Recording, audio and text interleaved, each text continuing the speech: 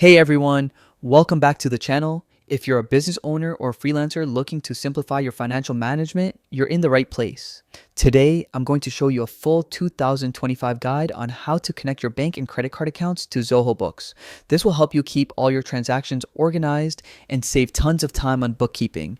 Stick around because by the end of this video, you'll have everything linked securely and ready to go. Access Zoho Books first.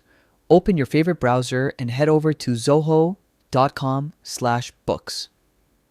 If you haven't signed up yet, you can create an account in just a few clicks. Once you're there, click the sign in button and enter your credentials to log in. Navigate to banking.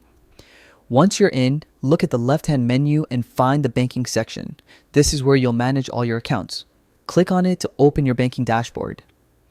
Initiate the connection on the banking dashboard. You'll see an Add Bank or Credit Card button near the top.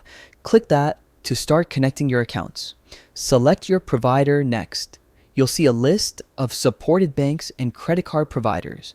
You can either scroll through or use the search bar to find your specific bank or card issuer. Finalize linking. Once you select your provider, click Connect Now. Zoho Books will ask for your secure bank login credentials. Don't worry, this connection is fully protected and encrypted so your information stays safe. Enter your details, follow any verification prompts, and just like that, your account is linked. After connecting, Zoho Books will automatically import your recent transactions. You can categorize, reconcile, and even set rules for future transactions, making your financial management much smoother. And that's it. You've successfully connected your bank and credit card accounts to Zoho Books. Now, all your transactions are synced and you can focus on running your business instead of worrying about manual bookkeeping. If you found this guide helpful, don't forget to like, subscribe, and hit that notification bell for more step-by-step tutorials. Thanks for watching, and I'll see you in the next video.